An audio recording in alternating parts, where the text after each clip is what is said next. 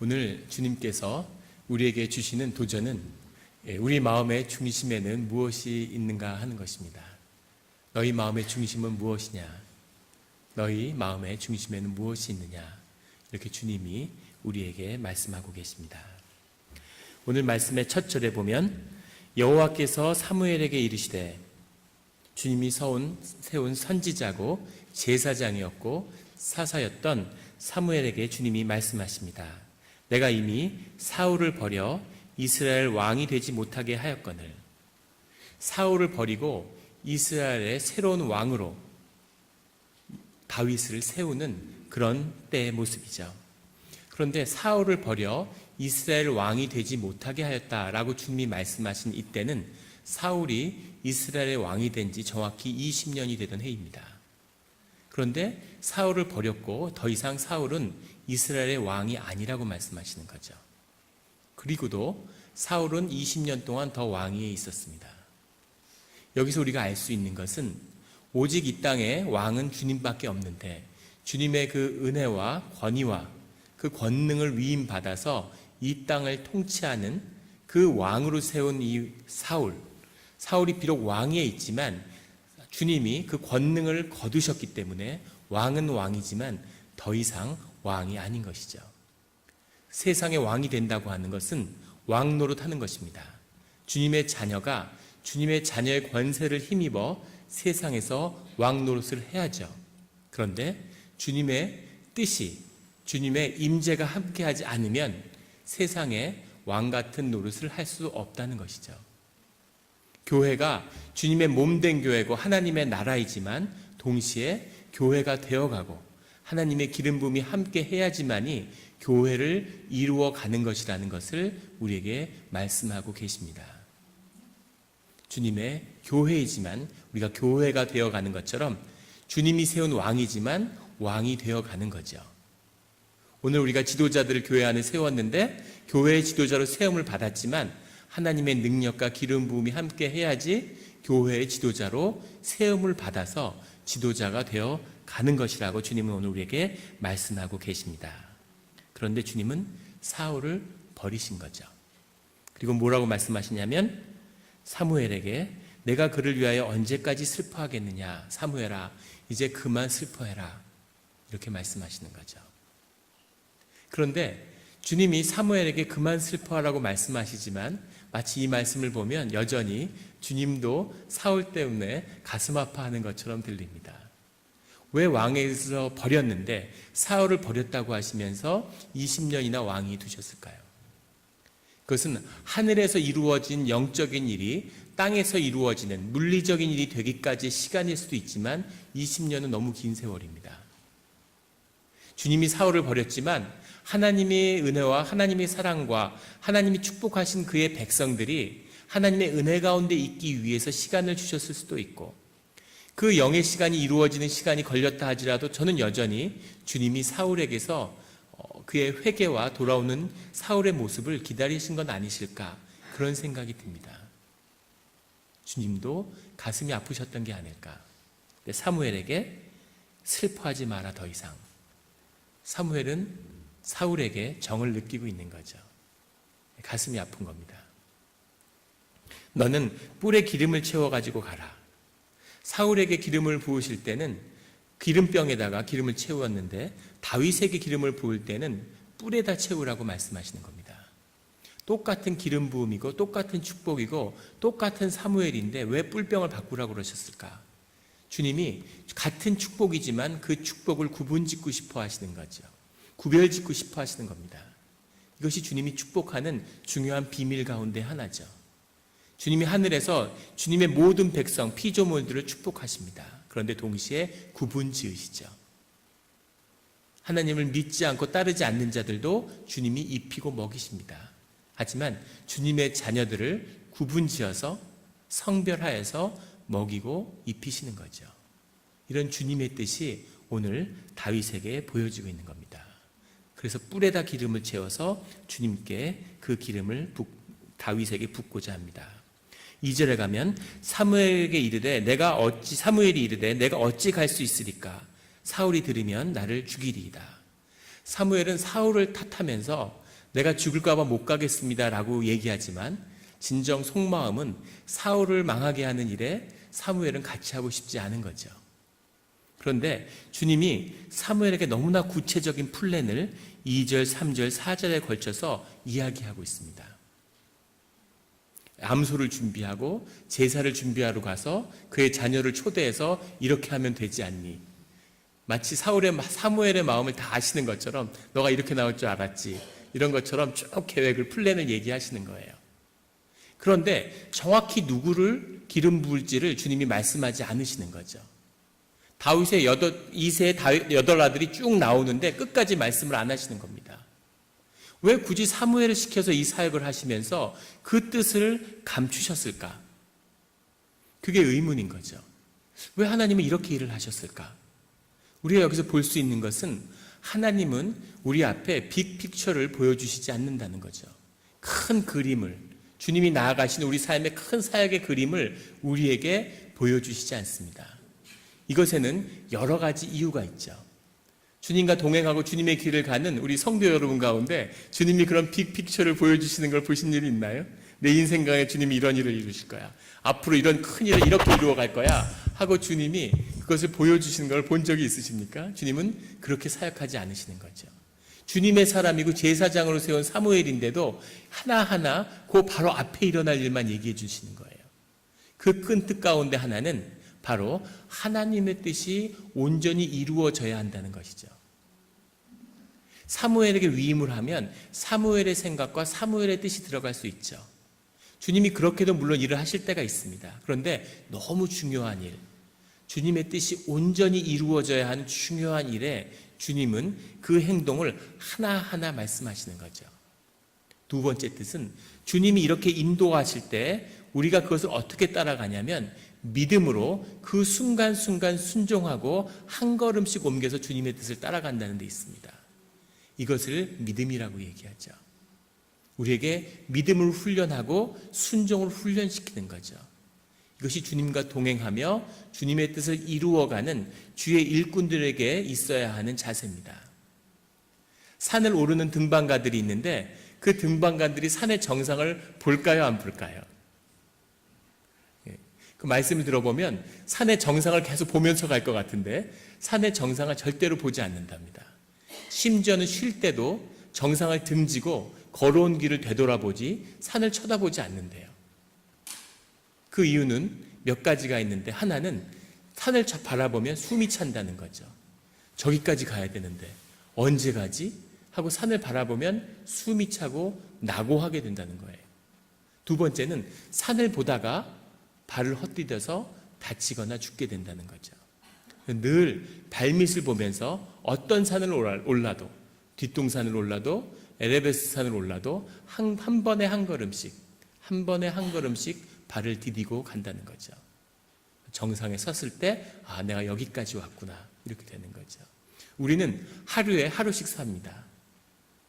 꿈이 크고 큰 비전이 있으면 빛날 것 같지만 삶이 숨이 차는 거죠. 사는 게 힘들어지는 거죠. 언제 그 일을 이룰까? 이것밖에 못했나? 그런데 앞을 보고 한 걸음, 나아갈 한 걸음을 옮겨갈 때 주님이 뜻하시는 그 모든 일이 우리 삶 가운데 이루어지는 것을 믿습니다. 그런 일을 경험하시기를 예수 그리스도의 이름으로 축원합니다. 4장에 가면 장로들이 떨며 그를 영접하여 이르되 평강을 위하여 오시나이까. 사사였기 때문에 사무엘이 오니까 혹시 재판을 여나 치리를 하나 이러고 걱정이 된 거죠. 그런데 평강을 위해 온다 이렇게 말씀하시고 말을 하고 사무엘이 2세를 청해서 그의 아들들을 보고자 하는 겁니다. 하나님은 이때 다윗에게 마음이 있었는데 언제부터 하나님은 다윗을 마음에 두셨을까요? 언제 하나님은 다윗에게 마음을 두셨을까? 다윗의 마음을 둔 건 그의 증조 할머니 롯에서부터 비롯된 것이라고 저는 봅니다. 롯기에 보면 이방 여인, 모압 여인 롯이 유대의 부자 보아스에게 시집을 오죠. 그래서 보아스 그 사이에 낳은 아이가 오벳이고 오벳이 이새를 낳고 이새의 아들이 다윗이잖아요. 하나님이 이 역사를 이루려고 그 증조 할머니 때에서 이미 역사를 시작하시는 거죠. 있을 수 없는 일이었습니다. 멀쩡한 유대인들 그 누구도 이방 여인과 결혼이라뇨. 말도 썩지 않는 거죠. 그런데 모압 여인, 그것도 남편을 잃은 모압 여인이 이런 귀족 같은 아주 부유했던 보아스에게 재가를 해서 시집으로 오는 거예요. 재혼을 한 겁니다. 상상할 수 없는 일인데 하나님이 그 일을 이루신 거죠.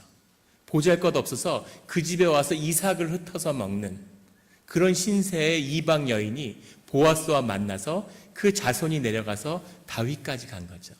주님이 믿음의 씨앗을 뿌리고 그것을 보셨을 겁니다.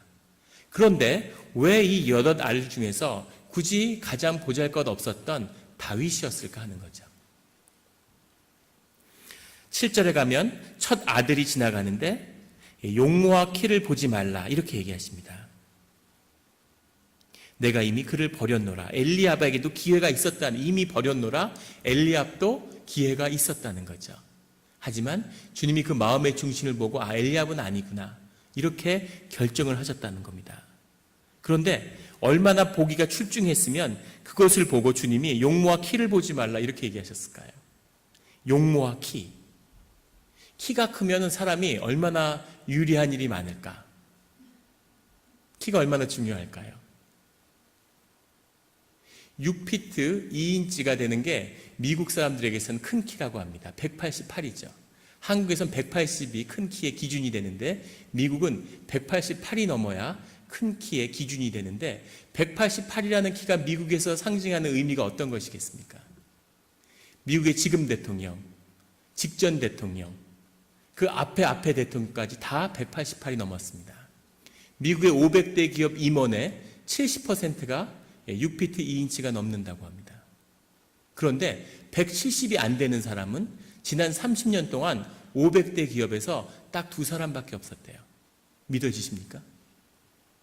그건 뭘 의미하냐면 출중한 능력을 가진 신입사원이 6피트 2인치만 넘으면 큰 문제가 없는 한 CEO까지 간다는 거죠. 그런데 170이 안 되면 아무리 출중해도 CEO가 되기는 어렵다는 겁니다. 빅맨, 미국 사람들이 빅맨이라고 그러죠, 지도자들을. 빅맨이 그냥 이름만 빅맨이 아니라 실제 빅한 사람들, 실제 키가 큰 사람들을 사람들이 선호한다는 거죠. 용모는 어떨까요? 외모는 얼마나 중요할까요? 말할 것도 없겠죠. 외모에 관한 일들은 뭐라 말할 수 없을 만큼 많은 예들이 있습니다.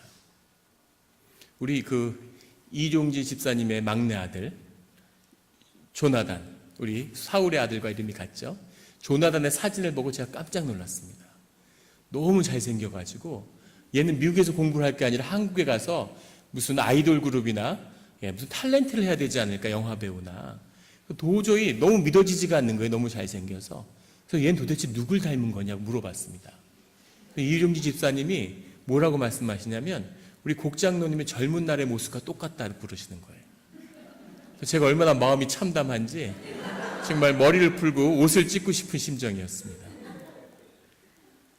근데 우리 유정숙 집사님이 뭐라고 그러시냐면 맞다고 그러시는 거예요. 그 말이 30년 전에 교회 올 때 그렇게 잘생겼다고, 그 깨끗하고 그 하얗고 잘생긴 그 얼굴이 세월이 지나서 이래돼 버렸다는 거예요.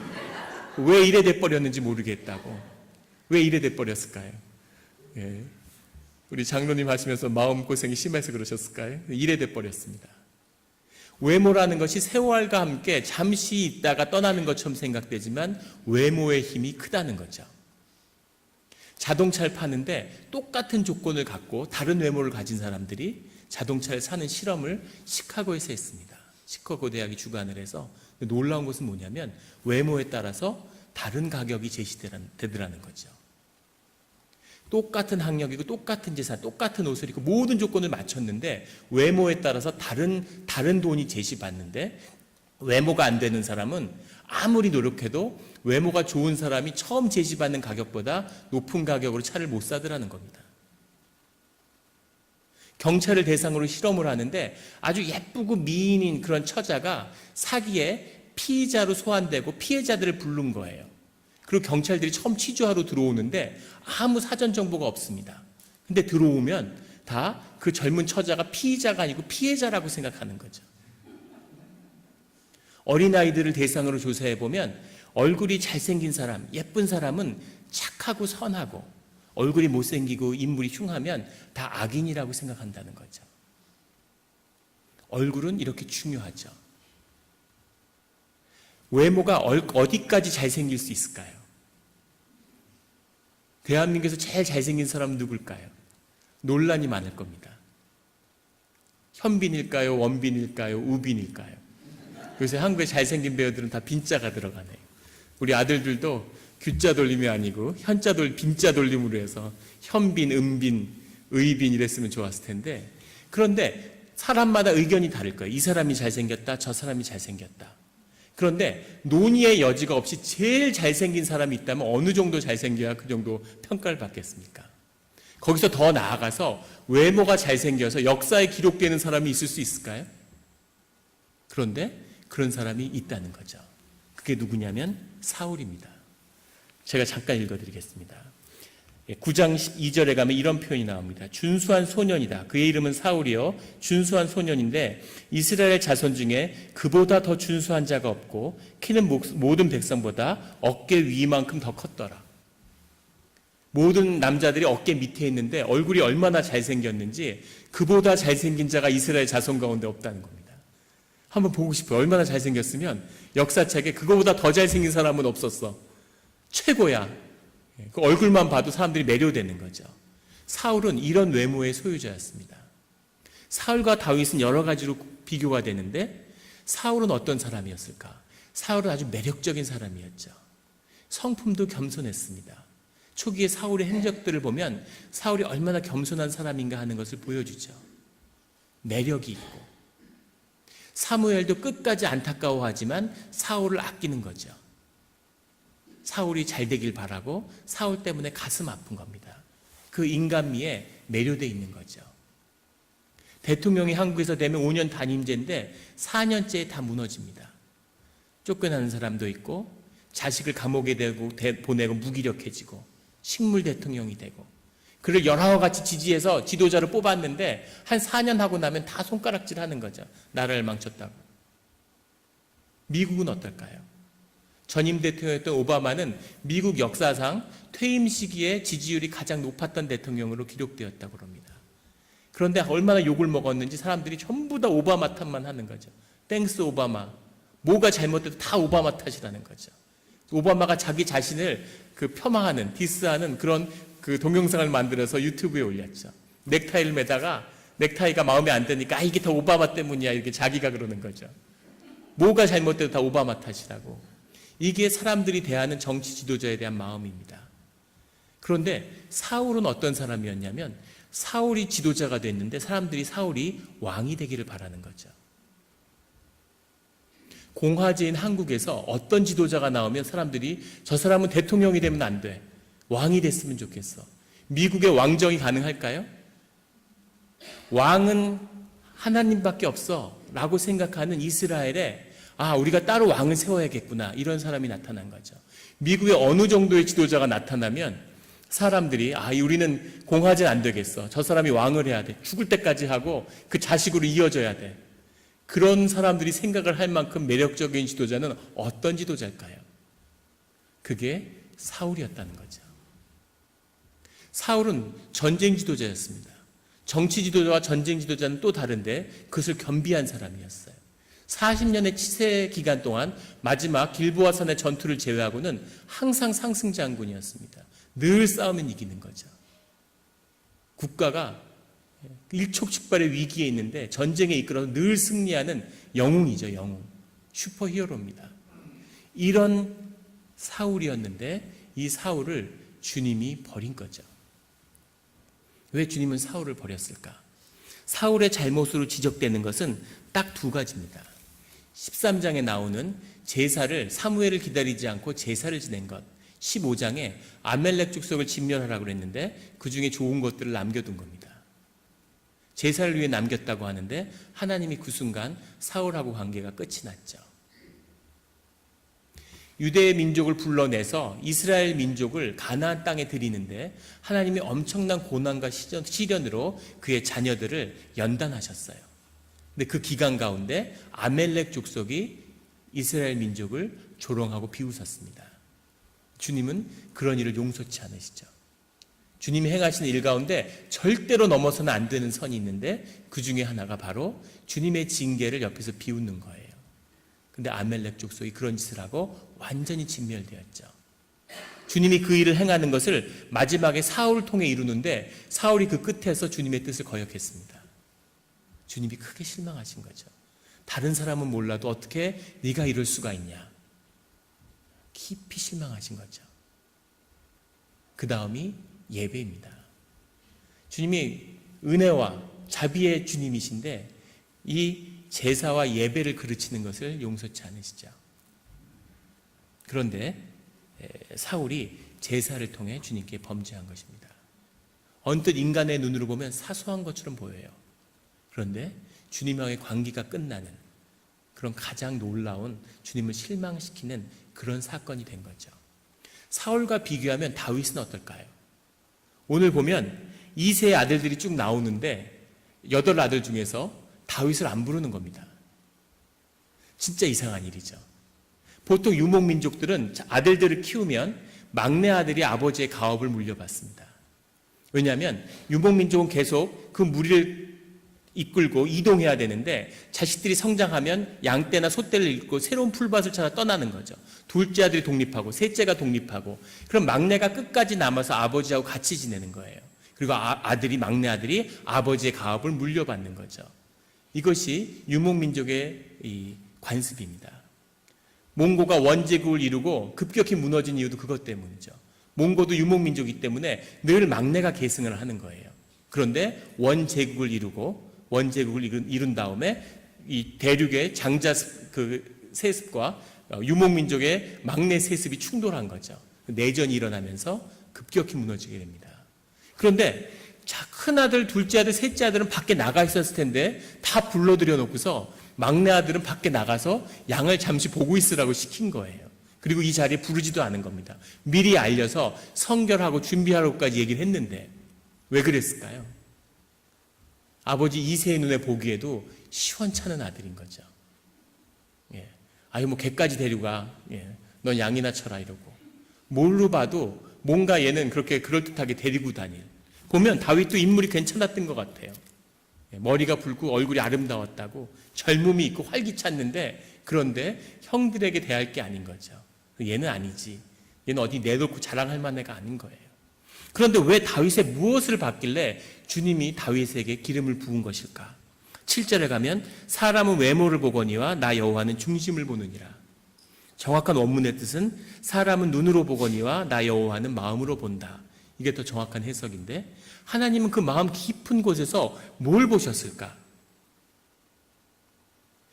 다윗은 윤리적인 사람이었을까? 그렇지 않습니다. 사울하고 비교하면 다윗의 범죄는 사울의 범죄는 비교할 것도 못 되죠. 다윗은 제사를 늦게 지낸 게 아니라 제사상 위에는 진설병을 훔쳐 먹었어요. 이스라엘 위해 싸운 게 아니라 이스라엘을 억압하던 블레셋의 용병으로 살았습니다. 물론 쫓겨나서 그런 거긴 하지만 전쟁터에 나가 있는 그런 군인의 부인을 건드려서 간통을 하고 자녀를 낳았습니다. 그리고 그걸 은폐시키려고 그 사람을 죽였어요. 살인 방조를 했습니다. 진짜 파렴치하고 천하의 악당이죠. 거기에 비하면 정말 사울은 성결하게 이를 데 없는 허점이 없는 사람 같습니다. 그런데 왜 사울을 버리고 다윗을 취했을까 하는 거죠. 우리가 한 가지 보게 되는 것은 다윗은 끝까지 주님께 회개하고 나와서 기도하는 사람이었다는 겁니다. 근데 놀랍게도 사울의 진면목을 보여준 건 마지막 길보아산 전투였어요. 거기서 목숨이 죽음에 몰렸는데 깜짝 놀라는 것은 자신의 부관에게 자기를 죽이라고 명령합니다. 이방인의 손에 죽고 싶지 않다고. 놀라운 건 그 위기가 닥쳤을 때 주님 한 번만 살려주십시오. 주님의 사람이라면 하나님 이번만 살려주시면 제가 앞으로는 정말 잘해보겠습니다. 제가 어쩌다 여기까지 왔는지 제가 주님을 잃어버렸지만 주님 한 번만 좀 구해주십시오. 이렇게 기도할 것 같은데 사울은 놀랍게도 그 자리에서도 주님을 거절하는 거예요. 그리고 내 가호를 위해서, 내 위험을 위해서, 내 얼굴을 위해서 이방인의 손에 죽지 않도록 하라 그러고 사실상의 자살을 감행한다는 거죠. 사람의 에고가 인플레이션이 되면 얼마만큼 높아지고 강고해지면 목숨을 걸고 자기의 체면을 지키려고 할까요? 사울은 이미 그런 사람이 돼 있었다는 거죠. 40년의 축복과 왕위가 사울을 그런 사람으로 만들었습니다. 저는 그 마지막 순간에도 사울이 주님께 부르짖고 나와서 울부짖었다면 하나님이 구해 주셨으리라고 봅니다. 그런데 하나님이 사울을 버린 게 아니라 사울이 하나님을 버린 거죠. 이것이 사울의 마음의 중심이었음을 그 마지막이 보여줍니다. 그런데 다윗은 그 수많은 죄를 저질렀지만 주님께 나와서 그 잘못을 다 회개하고 주님께 부르짖는 거죠. 주님, 우리 아침에 시편에 60편이나 되는 그런 다윗의 고백을 그 아침마다 묵상하는데 어떨 때 너무 뻔뻔한 거죠. 나와서 하나님을 제대로 이름도 부르지 못해요. 그 주인님, 여종의 자식을 기억해 주십시오. 이렇게 시작하는 거죠. 하지만 자기가 주님께 회개하고 주님에게 용서를 구하고 자기 억울한 점을 주님께 막 호소하고 주님께 매달려서 좋은 일이 있으면 주님과 나누려고 하고 나쁜 일이 있으면 주님께 그것을 고백하고 주님과 함께 하려고 하는 그런 사람이었다는 겁니다. 그것이 다윗 마음의 중심이죠. 하나님은 그 마음을 기억하는 겁니다. 늘 함께 하고 싶은 거죠. 누구나 마음속에 주님의 귀한 씨앗을 받았을 겁니다. 그런데 그 씨앗의 모습은 달라지는 거죠. 사울과 다윗을 구별하는 또 하나의 큰 차이가 있습니다. 둘 다 똑같이 주님의 기름 부음을 받았는데 이후의 삶은 완전히 달랐어요. 사울은 기름 부음을 받았습니다. 기름을 붓는다는 것은 그 안에 하나님의 성령의 감동 감화가 있고 인격이 주님을 닮아가는 그 이상의 하늘로부터 내려오는 축복이 있는 거죠. 그 능력이 하늘에서 부어지는 거죠. 새로운 것을 감당할 수 있는 그 힘이 생겨나는 것을 의미합니다. 그 축복이 사울에게 부어지니까 사울은 그때부터 영광의 길을 걷기 시작합니다. 세상을 정복하고 하나님의 영광을 드러내는 놀라운 축복의 길을 걷기 시작해요. 그게 40년간 계속됐습니다. 그런데 다윗은 정반대예요. 하나님의 축복이 부어진 다음에 기름 부음을 받은 다음부터 인생이 완전히 와장창 박살이 난 거죠. 온갖 배를 굶고 목숨의 위협을 받고 가진 고생을 하고 이방 땅에 가가지고 용병 생활을 하고 먹고 살기 위해서 온갖 짓을 해야 되는 온갖 시련을 경험하게 되죠. 똑같은 기름 부음인데 180도 다른 삶을 살았다는 겁니다. 그것이 완전히 다른 결과를 낳았죠. 사울에게 주어진 그 씨앗은 영광의 길을 가면서 결국 주님을 버리는 그것으로 열매 맺었습니다. 그런데 다윗은 온갖 시련 속에서 정말 그 중심에 주어진 하나님이 주신 그 축복의 씨앗이, 그 믿음의 씨앗이 무엇인지를 주님이 한번 보시는 거죠. 그 오랜 시련과 고난 그 끝에서 주님 앞에 선 그 다윗의 모습을 주님이 이제 세상을 향해 세우신 겁니다. 그것은 사울과 구분짓기 위한 것이었겠지만 저는 사울의 삶을 보면서 하나님이 방법을 바꾸신 것이라고 봅니다. 주님의 자녀들을 주님이 축복하시죠. 그런데 그 삶을 우겨쌀 때가 있습니다. 고난 가운데 주실 때가 있죠. 주님은 네 마음의 중심이 뭐냐, 네 중심에는 뭐가 있느냐 하고 한번 보시는 거죠. 외롭게 하고 광야에서 관계를 다 끊었을 때, 너 혼자 있을 때 나는 너에게 누구냐? 네가 가진 것을 다 잃고 먹고 살기도 힘들 때, 그럴 때 너는 누구냐? 고난 가운데 네 자존감이 바닥을 쳤을 때 그때 나는 너에게 누구냐? 하고 계속 물으시는 거죠. 우리 영락교회가 많은 시련과 고난을 겪고 여기까지 왔습니다. 그동안 있었던 일을 제가 전해 들을 때마다 깜짝깜짝 놀랄 때가 있어요. 그래서 제가 한 교인분에게 물었습니다. 그런 걸 보시면서도 왜 교회에 계셨냐고. 그랬는데 그분이 그렇게 얘기하시는 거예요. 이 모든 일들의 끝에서 주님을 한번 보고 싶었다고. 주님이 이 모든 일을 왜 이렇게 하시는지, 뭘 보여주시는지 그 끝까지 한번 기다려서 그걸 보고 싶었다고 얘기하시는 거예요. 그 끝에, 그 중심 안에는 교회로 인해서 아파하고 교회로 인해서도 울면서 주님을 향해 기도하는 그 신앙의 고백이 있는 것이죠. 너의 중심은 어디에 있느냐? 하나님은 그 중심을 보시는 겁니다. 이제까지의 고난과 시련과 아픔이 하나님의 축복의 길을 여는데 하나님의 축복의 도구로 쓰임받기를 예수 그리스도의 이름으로 축원합니다. 다윗의 삶의 비밀은 그의 고난 가운데 있었던 것이죠. 그 고난과 시련이 끊임없이 닥쳤지만 주님을 붙드는, 늘 주님에게 나아가는, 세상에 아무것도 없더라도, 왕으로 세워지지 않더라도 그래도 주님과 함께하는 그 다윗의 중심이, 그 형편없었던 다윗을 세상의 지도자로, 다윗 왕국의 시작으로, 예수 그리스도의 그 신앙의 뿌리로 세우시게 되는 거죠. 그 집안에. 우리의 고난은 우리의 고난으로 끝나서는 안 됩니다.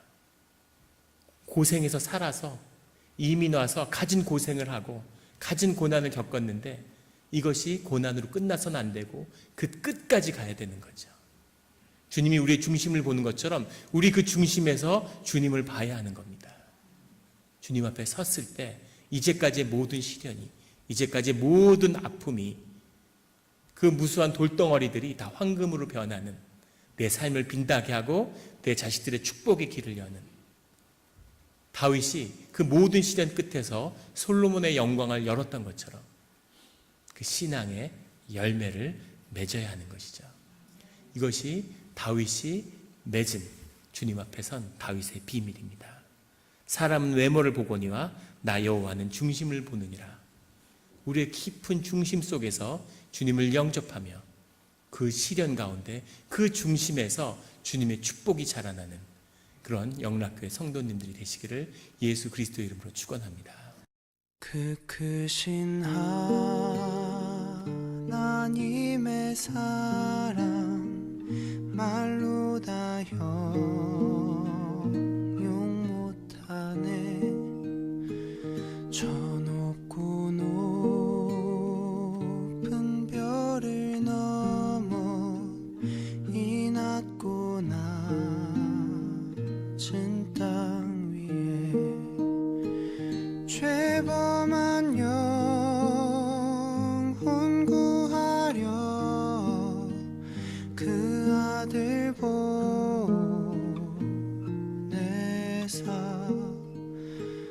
화목제로 삼으시고 죄 용서하셨네.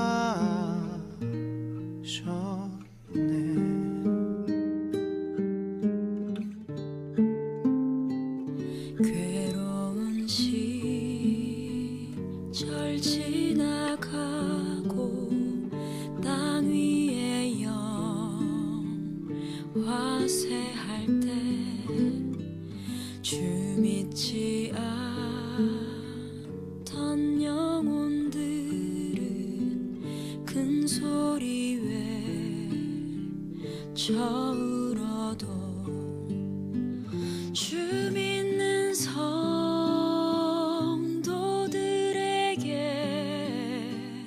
큰 사랑 베푸사 우리의 죄 사했으니 그네 잊을까. 하나님 크신 사랑을 증량 다 못하네.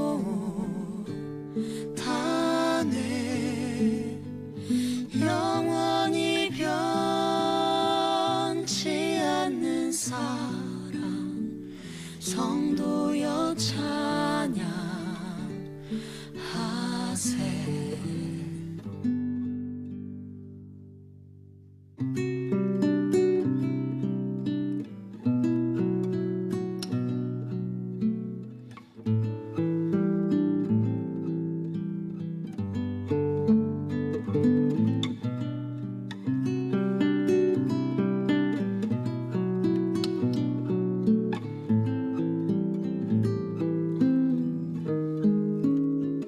하늘을 두루 마리 삼고 바다를 먹물 삼아도 한없는 하나님 기록하